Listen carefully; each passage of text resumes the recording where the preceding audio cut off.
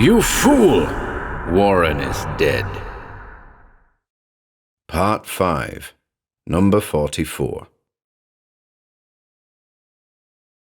By Wednesday morning, Betsy wasn't sure where her dreams had ended and the night itself had begun, a seemingly endless stretch of darkness that held her in its grip for a handful of eternities.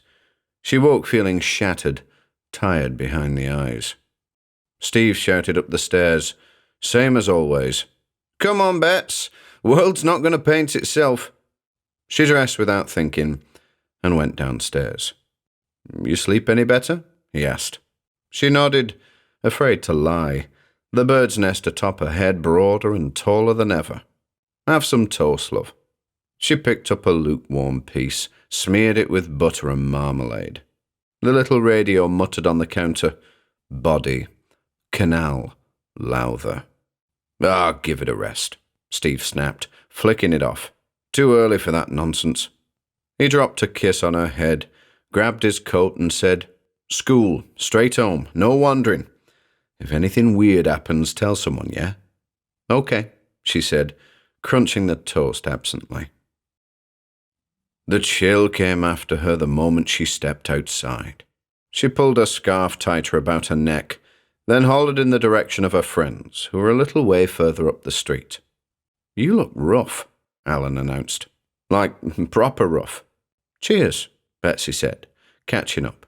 "Trouble sleeping?" Rose asked, with a hint of something in her voice, and the characteristic dark rings around her eyes, to suggest that she too had had a tough time of it. "Yeah," Betsy replied. "The bag lady," Brandon put in, with a firmness that had always been lacking before. Betsy nodded. Alice eyed her warily, but chose not to speak. Something in her manner was also quite telling. At school, the atmosphere was strange. The playground failed to echo with shrill cries and gaudy laughter. Miss Carter's classroom was as hushed as a tomb, and before first lesson, Mr. Lewis appeared again. "I'm afraid," the head teacher said, clasping his hands, smiling emptily. "There's been another development. A second child isn't where he's supposed to be." Silence reigned supreme. "So we're being sensible," he went on. "Straight home after school. No detours, no shops, no parks. Police are keeping an eye on things. If you see anything that makes you feel funny, tell a grown-up immediately. Understood?" A strained, hesitant "yes, sir" answered him. Miss Carter tried to rescue the mood with an attempt at her usual enthusiasm, but it was hopeless. The kids were too far gone. By morning break, the playground buzzed with rumours. "They found blood everywhere," my sister said. "My dad says we might need to move. My mum says we're not allowed outside past 4. Betsy and the others drifted to what had become their customary spot by the fence. "We should tell," Rose whispered suddenly. "About yesterday. The cinema, the animals, and her." "Tell 'em what?" Alan replied, noticing Rose's quick-bitten fingernails. "We'd just get in trouble. No one would believe us anyway," Betsy added quietly. Alice picked at a splinter on the fence. "Miss Carter might believe us," she said. But her words fell on deaf ears. Alan kicked at the tarmac. He seemed to struggle getting his words out. "It's not just the cinema," he managed. The others looked at him. He looked genuinely unnerved. His features were downcast, his eyes bloodshot. "I saw her," he continued. "Last night. The bag lady." "No, you didn't," Alice barked accusingly. He nodded his head violently. "Swear down. I got up for a piss, looked out the window. She was outside, bags and everything. Went right into number 44. Betsy felt a prickle of cold behind her ribs. 44, she mouthed.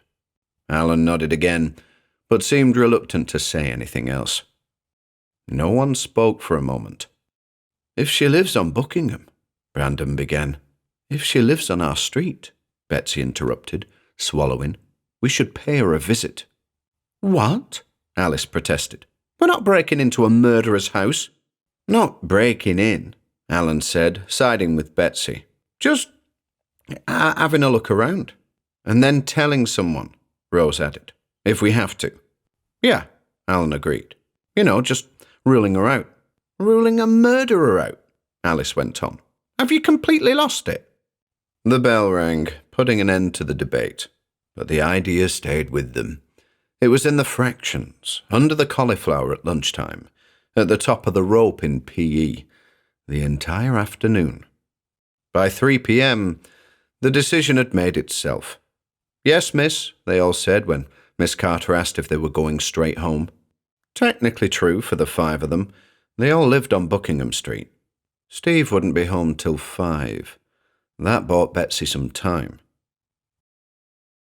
Round the back, Alan said, voice low. Quick! The back streets of Buckingham were a mess of bins, weeds and leaning fences, except for number 44, of course. Its rear yard was as tidy as its front. Concrete swept bare, bin lid shut tight, back door a clean, pale, wooden rectangle. Alan tried the handle as a nervous Betsy looked on. Rose and Brandon were just behind them, with Alice still hesitating by the gate. Locked, Alan stated. That's that then, Alice said hopefully. Let's go. Alan stepped back and eyed the window to the left of the door. Unlocked, he said, noticing that it was ajar. Don't, Alice pleaded, as the red-headed boy pulled the window further outwards, assessing his ability to slip through. It's okay, Al, Rose called to her. Just a quick look. I'm going in, Alan said. I'll unlock the door from inside. And before anyone could stop him, he was through the window and fumbling with the bolts on the other side of the door. Jesus, Brandon mumbled, his timidity returning at a rate of knots. I really don't like this, Alice said, but by now had joined the others and was inching forward against her will. Seconds later, the fumbling noises ceased and the door swung open. In like Flynn, Alan barked, repeating a phrase he'd picked up somewhere and never quite understood. Inside, the kitchen was spotless, scrubbed to within an inch of its life, polished countertops, sparkling sink, and yet a dining table sat in the middle of the room, a dining table covered with dozens of papers, sketches, handwritten lists, newspaper clippings. A pile of maps snagged Betsy's attention. She crouched to inspect them, following the penciled routes with her thumb. One showed Buckingham Street, roughly outlined but recognizable. The patch of grass running through the middle was marked Good. The bin sheds at the far end were circled. Another showed Market Street, shops labelled Offie, Chippy, Paper. Behind them, bins, rotten, keep. There was a map of the canal, bridges drawn in loops, and one spot near Regent Street circled again and again. Sleepers. She keeps notes, Betsy murmured, like a postman, but for rubbish. Hit list, Alan said, dryly. Alice identified another map.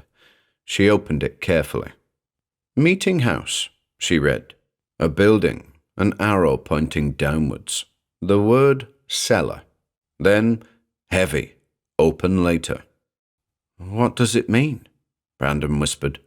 Sounds like she found something she couldn't shove into a bag, Betsy surmised. Alice took the map under a jumper, trembling. We can look at it tomorrow. At school, maybe. Not here. Betsy scanned the room again. Alan had spotted the bin. He moved towards it. Don't, Betsy hissed. He backed off, more startled than obedient. And then they heard the sound. A heavy thump. The 5 of them froze. Another thump, heavier, from below. Cellar, Brandon whispered. A third sound followed, something like a door closing somewhere deeper in the house, accompanied by a very familiar growling. Out of here, Betsy yelled under her breath. Now! They bolted. Out through the door, down the back street, round the corner, running until their legs gave out, and they collapsed against the fence belonging to Jack Dobson, cabinet maker. What were we thinking? Rose gasped. "Told you," Brandon said, pale as paper. "We're alive, aren't we?" Alan blurted triumphantly. "No thanks to you." This from a trembling Alice. Betsy didn't have it in her to speak. Whatever they'd heard in there, whatever they'd disturbed, had put the fear of God into her. The group parted ways quietly. 5 rebellious children who needed to return to the safety of home as promptly as possible. On reaching 22, Betsy locked the door behind her and leaned against it for a moment. Rose was right. What on earth had they been thinking? Was the woman across the street really up to no good? An old lady who collected rubbish? A simple nobody who kept her garden neat and tidy? Betsy climbed the stairs, entered her bedroom and went straight to the window. 44 sat all prim and correct. Nothing out of place, no movement behind the curtains. But something lived in that place, something that mapped its world meticulously, something that passed for an old woman, but was, in all likelihood, something else entirely.